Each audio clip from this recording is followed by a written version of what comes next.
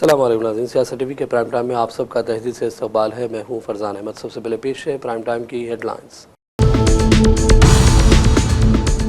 तेलंगाना काबीना के फैसले के मुताबिक ज़मीनों की मार्केट कीमतों में नजरसानी के बाद नई कीमतें 5 जून से होगी नाफिज। रियासती वज़ीर पी श्रीनिवास रेड्डी का ऐलान। बैरून मुल्क मुकीम हिंदुस्तानी शहरी NRIs अपने वोटर ID के साथ मोबाइल नंबर लाजमी तौर पर लिंक करा लें, इलेक्शन कमीशन ने दी हिदायत।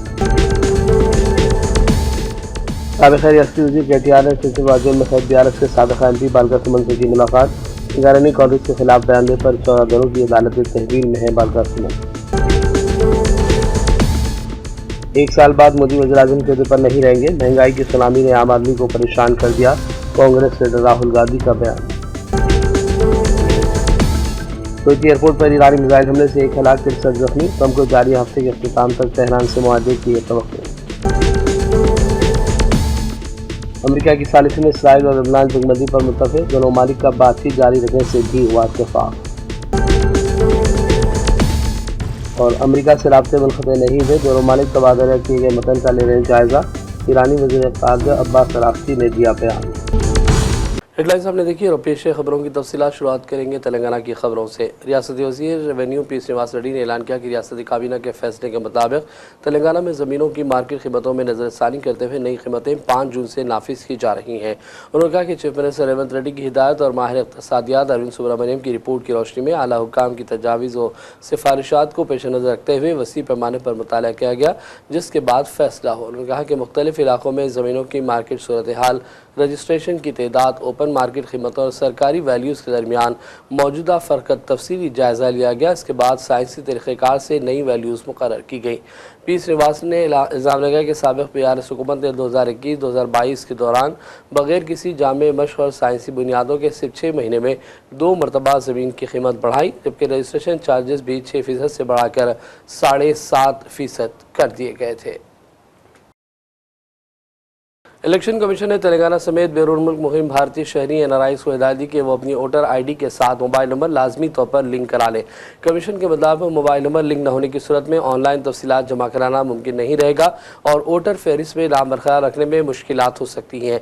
हुकाम ने कहा कि मोबाइल नंबर लिंक करने के लिए इलेक्शन कमीशन के सरकारी पोर्टल पर जाकर फॉर्म 8 पुर करें और OTP के जरिए तस्दीक मुकम्मल कर ली जाए। इसके अलावा वोटर ID और आधार कार्ड में नाम एक जैसा होना ज़रूरी है, जबकि आधार की तौसीक़ भी लाजमी होगी। रियासती chief electoral officer Sudarshan Reddy के मुताबिक तेलंगाना में खुसूसी वोटर फहरिस्त नज़रसानी मुहिम यानी SIR का अमल 15 जून से शुरू हो जाएगा। वोटर फहरिस्त की तैयारी 15 था 24 जून, फील्ड वेरिफिकेशन 25 जून था 24 जुलाई और इतराज़ात की वसूली 30 अगस्त तक की जाएगी, जबकि हतमी वोटर फहरिस्त 1 अक्टूबर 2026 को जारी कर दी जाएगी। साबिक़ रियासती वज़ीर KTR ने चंचलगौड़ा जेल पहुंचकर जेल में कैद BRS के साबिक़ MP बालका सुमन से मुलाकात की।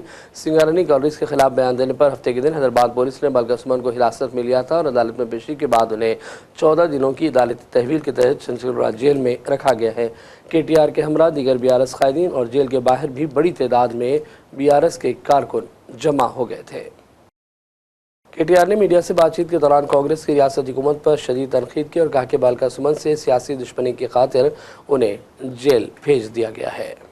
కోట్ల కుంభకోణం రేవంత్ రెడ్డి గారి బావమరిది సృజన్ రెడ్డి గారి కనుసన్నల్లో సైట్ విజిటేషన్ సర్టిఫికెట్ పేరిట జరిగిన కుంభకోణాన్ని బయటపెట్టింది BRS పార్టీ. అట్లాగే సోలార్ టెండర్ల విషయంలో మరి ఏ రకంగా అక్రమంగా 100 కోట్ల కుంభకోణం జరిగిందో బయటపెట్టింది మా నాయకుడు హరీష్ రావు గారు. అట్లాగే నైని బొగ్గు టెండర్ విషయంలో వాళ్లకు మంత్రులకు ముఖ్యమంత్రికి వాటాలు కుదరక మంత్రులకు ఉప ముఖ్యమంత్రికి ముఖ్యమంత్రులకు అల్టిమేట్ గా మీడియాలో పనిచేసే జర్నలిస్టులను అరెస్ట్ చేసే కాడికి పోయిన విషయం కూడా మనకు తెలిసిందే. అట్లాగే ఆ నైని బొగ్గు టెండర్ ను కూడా రద్దు చేసిన విషయం కూడా మనకు తెలిసిందే. మొన్న మా పార్టీ అనుబంధ సంస్థగా ఉన్న తెలంగాణ బొగ్గు గని కార్మిక సంఘం మా పార్టీ కేంద్ర కార్యాలయం తెలంగాణ భవన్లో ఒక సమావేశం పెట్టుకుంటే అందులో అన్ని విషయాలు ప్రస్తావనకు వచ్చినాయి. ఎట్లా సింగరేణి సంస్థ ఈ రోజు మొత్తం కార్మికుల పుట్టగొడుతున్నది, కేసీఆర్ గారి ప్రభుత్వం ఉన్నప్పుడు ఎట్లా 19,000 వారసత్వ ఉద్యోగాలు మెడికల్ ఇన్వాలిడేషన్ బోర్డు ద్వారా ఇవ్వడం జరిగింది, ఏ రకంగా ఇవాళ కాంగ్రెస్ ప్రభుత్వం వచ్చిన తర్వాత మరి ఆ బోర్డు మొత్తం ఎత్తేసి 11 నెలలుగా బోర్డు మీటింగులు పెట్టకుండా వేలాది మంది పిల్లలకు అన్యాయం చేస్తా ఉన్నారు. అన్యాయం చేయడమే కాకుండా గతంలో కేసీఆర్ ప్రభుత్వం ఇచ్చిన ఉద్యోగాలు మెడికల్ ఇన్వాలిడేషన్ కింద 19,000 ఉద్యోగాలు ఏదైతే ఇచ్చారో వాటి మీద కూడా విజిలెన్స్ ఎంక్వైరీ చేపిస్తామని చెప్పి అసెంబ్లీలో ఉప ముఖ్యమంత్రి బట్టి విక్రమార్క గారు ఏ మాట అయితే చెప్పారో ఇవన్నీ కూడా ఇవాళ సింగరేణిలో కార్మికుల్లో అక్కడుండే ప్రజల్లో కలవరాన్ని రేకెత్తిస్తా ఉన్నాయి. అదే సమావేశంలో మా సోదరుడు మాజీ ఎంపీ ఆ పెద్దపల్లి పార్లమెంట్కి అట్లాగే మాజీ ఎమ్మెల్యే చెన్నూరు సోదరుడు బాల్క సుమన్ గారు కార్మికుల ఆవేశాన్ని కార్మికుల యొక్క ఆక్రోశాన్ని దృష్టిలో పెట్టుకుని మరి మాట్లాడిన విషయం మీకు తెలుసు. ఇవాళ ఈ ప్రభుత్వాన్ని ఎజెండా ఒకటే, అసలు విషయం మరుగున పడడానికి, అసలు విషయాన్ని బయటికి రాకుండా చేయడానికి, సింగరేణిలో జరుగుతున్న కుంభకోణాలను బయటికి రాకుండా ప్రజల దృష్టికి రాకుండా చేసేందుకు విషయాన్నంతా గోల్ గోల్ తిప్పి సుమన్ ఏదో అన్నాడు అని చెప్పి ఇలా లోపల పెట్టే ప్రయత్నం చేసినారు. వాళ్ళ చెంచల్ కూడా జైల్లో పెట్టారు. हैदराबाद इंटरनेशनल एयरपोर्ट पर सूडान से पहुंचने वाले एक मुसाफिर में इबोला वायरस की हिस्ट्री पाए जाने के बाद तिब्बी अमला फौरी तौर पर मुतारिक हो गया। मोहम्मद नामी मुसाफिर जुमेरात के रोज सूडान से शमशाबाद एयरपोर्ट पहुंचा था। एयरपोर्ट पर हुकूमत की जानिब से कायम स्क्रीनिंग मरकज़ में तिब्बी मुआयना किया गया। इस दौरान डॉक्टर ने इसमें इबोला वायरस की हिस्ट्री की निशानदेही की। इसके फौरी बाद एहतियाती इक़दाम के तौर पर मुसाफिर को गांधी हॉस्पिटल के आइसोलेशन सेंटर मुंतकिल कर दिया गया। गांधी हॉस्पिटल के डॉक्टरों के मुताबिक मुसाफिर के नमूने हासिल करके जाँच के लिए CCMB रवाना कर दिए गए, जबकि रिपोर्ट आने तक उन्हें तिब्बी निगरानी में रखा जाएगा। तेलंगाना सेक्रेटरीट में आज कुल जमाती इजलास हुआ, जिसमें मुख्तलिफ सियासी जमातों के नुमाइंदों और लीडरों ने शिरकत की। तेलंगाना के क़याम के सिलसिले में जिद्दोजहद करने वाली मुसल्लमा तंजीमों और उससे जुड़े उमूर पर भी तबादला ख्याल किया गया। इजलास में रियासती वज़ीर पूनम प्रभाकर, कोदंडा राम और दीगर कई कायदीन ने भी शिरकत की। తెలంగాణ ప్రజాపాలన ప్రభుత్వం తెలంగాణ ఉద్యమకారులను గౌరవాన్ని గుర్తింపు ఇవ్వాలని కె కేశవరావు గారిని చైర్మన్గా మమ్మల్ని అందరినీ సభ్యులుగా వేసేసినటువంటి కమిటీ మొదట సమావేశం నిర్వహించుకొని ఆ సమావేశం యొక్క ముందు అడుగులో భాగంగా ఈరోజు అన్ని గుర్తింపు పొందినటువంటి రాజకీయ పార్టీల ప్రతినిధులను ప్రతి పార్టీకి 2 చొప్పున పిలవడం జరిగింది. ఆ సమావేశంలో హాజరైనటువంటి ప్రతి రాజకీయ party, even Bharatiya Janata party కావచ్చు, టీఆర్ఎస్ కావచ్చు, లేదా కాంగ్రెస్ పార్టీకి సంబంధించిన ప్రతినిధులు కావచ్చు, అన్ని రాజకీయ పార్టీలకు సంబంధించి ఈ ప్రక్రియను ప్రశంసిస్తూ ప్రభుత్వానికి ధన్యవాదాలు చెప్పినారు. అదేవిధంగా ఆయా పార్టీలు వాళ్ళ యొక్క సలహా సూచనలు అన్నీ కూడా ఇవ్వడం జరిగింది. గౌరవ చైర్మన్ గారు వాటిని అన్నింటినీ నోట్ చేసుకున్నారు. దీనికి ముఖ్య ఉద్దేశం తెలంగాణ ఉద్యమానికి సంబంధించి వివిధ రకాలుగా, అంటే వివిధ యొక్క ఫోరమ్స్ లైక్ జర్నలిస్టులు కావచ్చు, కళాకారులు, రచయితలు, లేదా ఉద్యోగ సంఘాలు, విద్యార్థి సంఘాలు, మహిళా అన్ని కుల సంఘాలతో అనేక రకాలుగా ప్రతి ఒక్కరు కూడా భాగస్వామ్యమై ఉద్యమంలో కొంత నష్టపోయి, అది ప్రాణ నష్టం కావచ్చు, శారీరక నష్టం కావచ్చు, లేదా ఉద్యోగ ఆర్థిక రకరకాల నష్టాలకు సంబంధించి ఉన్నప్పుడు వాళ్ళను సముచితంగా ఏ విధంగా గౌరవించుకుంటామనేటువంటి ఆలోచన కొద్దీ మరి ఈ యొక్క కమిటీ ఏర్పడ్డది. MG मैजिस्ट्रेट कार को बरतानवी डिप्टी हाई कमिश्नर गैरत वेन ओ ने हैदराबाद में लॉन्च किया। इस तकरीब के मौके पर कंपनी के आला हुकाम और दीगर शख्सियात भी मौजूद थीं। इस कार की कीमत 40,99,000 एक्स शोरूम है, जो कि टॉप मॉडल बताई गई है। आप सबका इस्तेमाल और वेलकम है हमारे Vibrant Vehicles private limited MG Secunderabad at MG road showroom पे। Vibrant Vehicles is a part of Vibrant Mobility group. Vibrant Mobility group का हिस्सा है वाइब्रेंट व्हीकल्स, वाइब्रेंट MG। आज हम हमारे शोरूम से MG मैजिस्टर लॉन्च किए हैं, जो इंडिया की पहली D+ कैटेगरी की SUV है। ये सबसे लंबी, सबसे ऊंची और सबसे चौड़ी SUV है। शायद ही कोई SUV है इंडिया में ये साइज और ये कद की। तो इसकी काबिलियत एक और लेवल पर है। इसका अच्छे रोड और टूटे मट्टी के रोड, पथरीले रोड, फिसल के रोड, कीचड़ के रोड के ऊपर इतनी काबिलियत से ये गाड़ी आपको नरमी के साथ और आराम के साथ आगे ले जाएंगी कि आप हैरान और परेशान हो जाएंगे।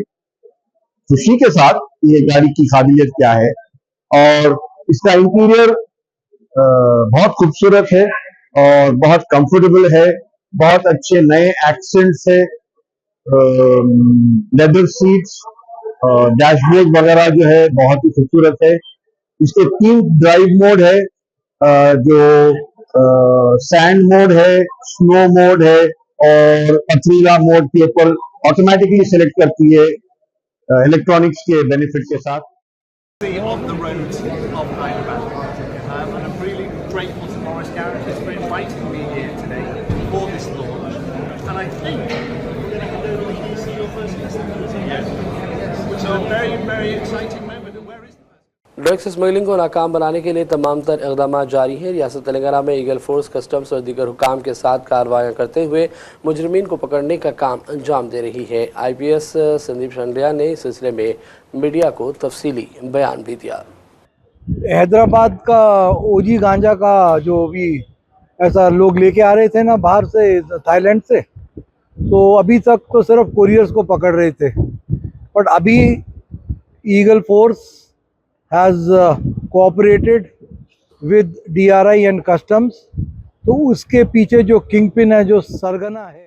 शरीयतबाद के बुराबंडा इलाके में एक 30 साला शख्स से कत्ल की वारदात पेश आई, जिससे मुकामी आवास में खौफ और हिरास फैल गया। पुलिस के मुताबिक मकतूल की शनाख्त शाहिद के तौर पर की गई, जो बुराबंडा का रहने वाला था और यौमिया उजरत पर काम करने वाला वर्कर बताया गया है। तलात के मुताबिक नामालूम अफराद ने इसे बुराबंडा के साइट नंबर 3 में वाक़ मशहूर और फेमस री पॉइंट के करीब मौलिक हथियारों से हमला करके कत्ल किया। वाक़े की इत्तला मिलते ही पुलिस पहुँच गई और जाँच का आगाज़ कर दिया गया है। अमीरपेट हैदराबाद में कमर्शियल कॉम्प्लेक्स में भयानक आग लगने का वाक़या पेश है। तला मिलते ही फायर ब्रिगेड टीमें और पुलिस भी पहुंच गई और आग बुझाने का काम अंजाम दिया गया। फौरी तौर पर किसी जान नुकसान की कोई इत्तला नहीं है, जबकि आग लगने की वजूहात का पता लगाने की कोशिश की जा रही है। शरीयतबाद में इन दिनों जगह जगह और ख़ास तौर पर सिग्नल्स के करीब भिखारी लोगों से ज़बरदस्ती पैसे वसूल करने में मसरूफ़ हैं। पुलिस को इस सिलसिले में फ़ौरी इक़दाम करना चाहिए। कई ऐसे भिखारी भी हैं जो फ़र्जी तौर पर अपने आप को ज़ख्मी, माजूर या बेबस करार देते हुए भी मांग रहे हैं। लोगों को आमदोरफ्त में शदीद मुश्किलात का सामना है। सिग्नल बंद होते ही अफराद लोगों को परेशान करने में लग जाते हैं। हमारे नुमाइंदे शेख निज़ामुद्दीन लेह ने एबिड समेत चंद दीगर इलाकों के ये मनाज़र रिकॉर्ड किए, जो आप स्क्रीन पर देख सकते हैं।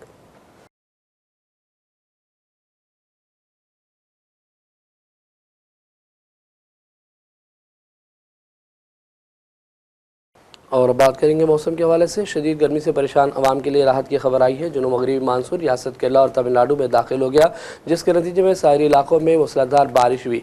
महकमा मौसमियात के मुताबिक आइंदा एक हफ्ते के अंदर मानसून की हवाएं तेलंगाना में भी दाखिल होने का इम्कान है। ताहम गुज़िश्ता बरसों के मुकाबले में इस बार मानसून के केरला पहुँचने में कुछ ताख़ीर हुई। दरअसल महकमा मौसमियात ने इब्तदाई तौर पर पेशकयासी की थी कि मानसून 26 मई को ही केरला के साहिल से टकराएगा, लेकिन इस मरतबा ये अंदाजे दुरुस्त साबित नहीं हुए। मानसून के असर से केरला के मुतादिद इलाकों में शदीद बारिश हुई। महकमे के मुताबिक तवील मुद्दती औसत के मुकाबले में सीज़न में तकरीबन 90% बारिश होने की तवक्कुआत है। और बढ़ते हैं चंद अहम कौमी और आलमी खबरों की जानिब। कांग्रेस से राहुल गांधी ने महंगाई की सुनामी का हवाला दिया और कहा कि आम लोगों के लिए मौजूदा हुकूमत की नाअहली की वजह से मुसलसल बोझ बढ़ रहा है। साथ ही उन्होंने इलेक्शन निज़ाम के हवाले से भी तनकीदें की। राहुल ने दावा किया कि 1 साल बाद मोदी वज़ीर आज़म के ओहदे पर फायज नहीं रहेंगे। इस बयान के बाद सियासी हलचल काफ़ी बढ़ गई है। आर्थिक सुनामी आ रही है, भयंकर आर्थिक सुनामी अब आ रही है। उसका कारण है कि हिंदुस्तान का जो प्रोटेक्शन का सिस्टम था, जो इंटरनेशनल इकोनॉमी से एक प्रकार से शॉक अब्जॉर्बर था, उसको बीजेपी ने हटा दिया है। तो एक तरफ से भयंकर आर्थिक सुनामी आ रही है, प्राइसेस बढ़ रही हैं, और ये अभी शुरुआत देखी आपने। ऐसी इकोनॉमिक क्राइसिस आएगी हिंदुस्तान में जो आपने अपने लाइफ में नहीं देखी होगी। ये हो रहा है, इसको आप कोई रोक नहीं सकता है। दूसरी तरफ क्या हो रहा है, हिंदुस्तान के अंदर, सिस्टम के अंदर इंस्टीट्यूशनल रिवोल्ट हो रहा है। तो आप सोचती हैं कि इलेक्शन कमीशन फुली कंट्रोल्ड है। वो 3 साल पहले फुली कंट्रोल्ड है। चीफ इलेक्शन कमिश्नर के मैसेजेस मेरे पास आ रहे हैं। Head of intelligence system, senior judiciary, सारों के सारे रिवोल्ट कर रहे हैं, इंफॉर्मेशन दे रहे हैं हमें। तो जो कंट्रोल का सिस्टम था एक तरफ से, वो कोलैप्स कर रहा है अंदर से, क्योंकि लोगों को दिख रहा है कि जनता का प्रेशर अब ऐसा भयंकर आएगा, अगर हम इस रास्ते पे चलते गए तो हमारे लिए रिस्क हो जाएगा। आप क्या सोचते हो, अगर जनता को मालूम है कि इलेक्शन सिस्टम रिग्ड है, और जनता की मतलब इकोनॉमिक प्रेशर, गरीबी, दर्द के कारण जनता में गुस्सा आ गया। आप क्या सोचते हो कि इलेक्शन कमिश्नर को डर नहीं लगेगा कल क्या होने वाला है? तो अब क्या हो रहा है, सिस्टम अंदर से ऐसे हिल रहा है पूरा। और मैं आपको ये बता दूं कि मेरे पास इंफॉर्मेशन आ रही है, सिस्टम मुझे इंफॉर्मेशन दे रहा है मोदी जी के बारे में, शाह जी के बारे में, उनके बेटों के बारे में, मिनिस्टर्स के बारे में, अजीत डोवल के बारे में पूरा इंफॉर्मेशन है, धड़ाधड़ हमारे सिस्टम से ही आ रहा है। अब यह हो सकता है कि जनता के प्रेशर को यह सप्रेस करने की कोशिश करें, इमरजेंसी जैसी चीज कर दें, हो सकता है। बट अब हम दूसरी स्टेज में जा रहे हैं, पहले हम फुल कंट्रोल स्टेज में थे, अब ये आउट ऑफ कंट्रोल जा रहा है इनके। मैं मोदी जी के पास जाता हूं, जब मीटिंग में जाता हूं, मैं आपको बताऊं, मेरे पास मोदी जी के पर इतना इंफॉर्मेशन है, मोदी जी जानते हैं, मैं भी जानता हूं। जब मैं उनसे मिलता हूं, भैया आंख में आंख लगाना है, हिलना पड़ता है, क्योंकि वो जानते हैं कि जिस सिस्टम को मैंने कंट्रोल किया था वो सिस्टम कोलैप्स कर रहा है और पूरा इंफॉर्मेशन इसको दे रहा है। तो ये डायनामिक चल रही है। और आप देखना, मेरे अंदाजे से, मेरा असेसमेंट है, 1 साल के अंदर मोदी जी प्राइम मिनिस्टर नहीं होंगे। कुवैत हुकाम ने बताया है कि एयरपोर्ट पर तबाही ईरानी मिसाइल रोकने के दौरान अमेरिकी दिफाई निज़ाम पैट्रियाट में खराबी की वजह से हुई, जबकि हमले में 1 शख्स हलाक और 63 दीगर जख्मी हुए। पासदार इनकलाब ने कुवैती हवाई अड्डे पर हमले की तरदीद की है। कुवैत की वजारत सेहत ने कहा कि ईरान की जानिब से कुवैत इंटरनेशनल एयरपोर्ट पर मिसाइल और ड्रोन हमले में कम से कम 63 लोग जख्मी हुए, जिनमें एयरपोर्ट का अमला और मुसाफिर भी शामिल है। इस दौरान ट्रंप ने इस हफ्ते के आखिर तक ईरान से मुआहदे का इम्कान जाहिर किया। उनसे सवाल किया गया था कि क्या कुवैत पर ईरान के हमलों के बाद भी जंगबंदी बरकरार है। जवाब में ट्रंप ने कहा कि हर चीज़ की एक वजह होती है। इस वजह की तफसील बताते हुए ट्रंप ने यह भी कहा कि जिस रोज़ ईरान ने कुवैत पर हमले किए, इससे पहले की रात अमेरिकी फ़ौज ने ईरान को बहुत शिद्दत से निशाना बनाया। वाज़ेह है कि गुज़िश्ता रोज़ ईरान और अमेरिका के दरमियान कशीदगी की ताज़ा लहर देखने में आई। दोनों फरीक़ों ने एक दूसरे पर हमले भी किए थे। अमेरिकी अवान नुमाइंदगान ने ईरान के खिलाफ जारी फौजी कार्रवाई को रोकने से मुताल्लिक़ जंगी इख्तियारात की करारदाद को मंजूरी दे दी। फैसला सदर ट्रंप के लिए एक बड़ा सियासी झटका माना जा रहा है। नताइज का ऐलान होते ही अवान में मौजूद अरकान पार्लियामेंट ने मसरत का इज़हार किया। इस दौरान डेमोक्रेटिक लीडर जेफरीज ने कहा कि महंगी और ख़तरात से पुरजंग अब ख़त्म हो जाना चाहिए। उन्होंने दावा किया कि इस जंग पर अमेरिकी टैक्स दहिंदगान के $100 अरब से ज़्यादा खर्च हो गए और अमेरिका की हालत कमज़ोर हो गई। हुकूमत के हामी अरकान ने दावा किया कि ट्रंप आलमी साथियों के साथ मिलकर तेल की तिजारत के लिए अहम आबनाए हुर्मुज़ को फिर से पूरी तरह खोलने की कोशिश में है। हालांकि यह करारदाद फौरी जंग ख़त्म नहीं करेगी, लेकिन इससे ट्रंप की पॉलिसी के खिलाफ कांग्रेस की मजबूत सियासी वार्निंग समझा जा रहा है। इस दौरान ट्रंप ने फिर एक मरतबा ईरान जंग का दिफा किया है। Obama tried to do it and it failed miserably. They spent over $100 million between him and Biden. They spent much more than $100 million, and it never worked. And it was filthy dirty. We took out 12 truckloads of garbage out of this pool. It was just rotting and terrible, a terrible thing for the country. So we have many monuments and fountains all over Washington, and we're just about completed with all of them. The fountains are all working now, 28 fountains. And as of this moment, just about this moment, a couple are going to be a few days longer.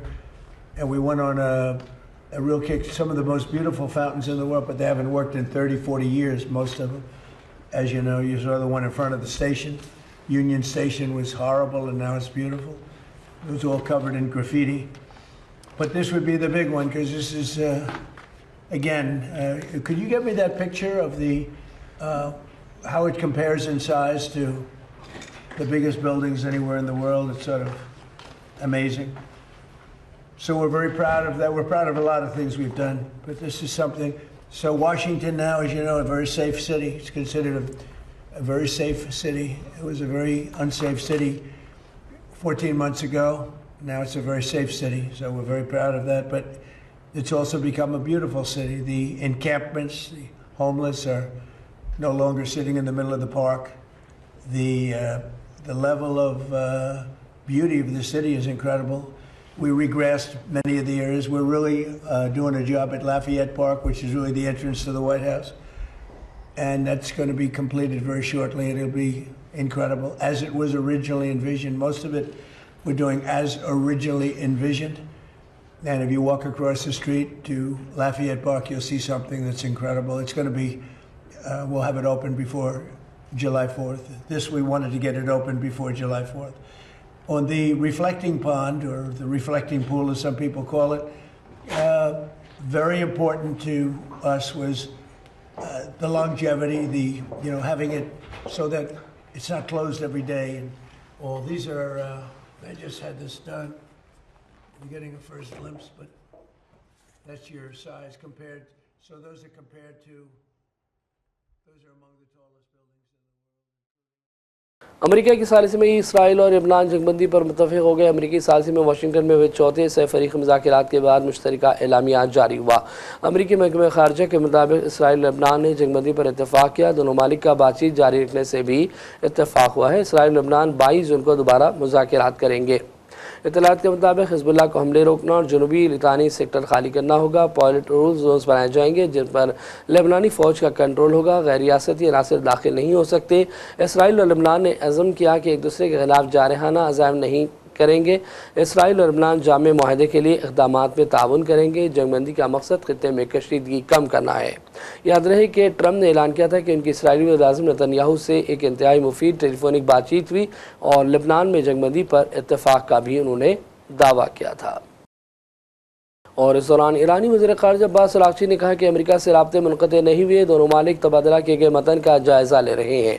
Abbas Araghchi ने कहा कि ईरानी फ़ौज अमेरिकी इस्तेमाल के मकामात पर दिफाई कार्रवाइयाँ कर रही हैं। ईरान किसी भी दुश्मनी के इक़दाम का फ़ौरी और फैसला कुन जवाब देगा। अराग़ची की जानिब से ख़बरदार किया गया कि अगर इसराइल बेरूत पर हमला करेगा तो ईरान फैसला कुन जवाब देगा। इससे पहले ईरानी वज़ीर ख़ारिजा अब्बास अराग़ची के पाकिस्तान, सऊदी अरब, फ्रांस, तुर्किया, कतर और मिस्र के वज़राए ख़ारिजा से फ़ोन पर राब्ते हुए। जापान में ईरानी सफारत खाने के मुताबिक ईरानी वज़ीर ख़ारिजा ने फील्ड मार्शल पाकिस्तान आसिम मुनीर से भी टेलीफोन पर तबादले ख्याल किया है। और आखिर में हेडलाइंस पर डालेंगे एक और नज़र। तेलंगाना काबीना के फैसले के मुताबिक ज़मीनों की मार्केट कीमतों में नजरसानी के बाद नई कीमतें 5 जून से होगी नाफिज। रियासती वज़ीर पी श्रीवास्तव का ऐलान। बैरून मुल्क मुक़ीम हिंदुस्तानी शहरी एनआरआईज़ अपने वोटर ID के साथ मोबाइल नंबर लाजमी तौर पर लिंक करा लें। इलेक्शन कमीशन ने दी हिदायत। साबिक़ रियासती वज़ीर KTR ने सिलसिले वाजुल में खैर BRS के साबिक़ MP बालिका सुमन से की मुलाकात।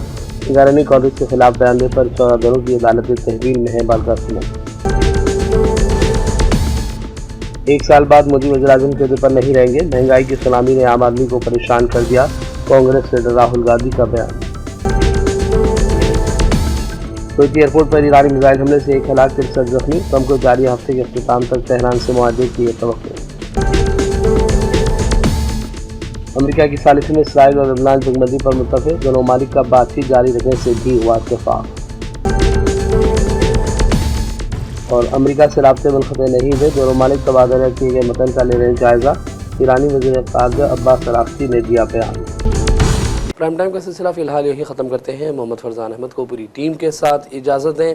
देखते रहिए सियासत TV। अल्लाह हाफ़िज़।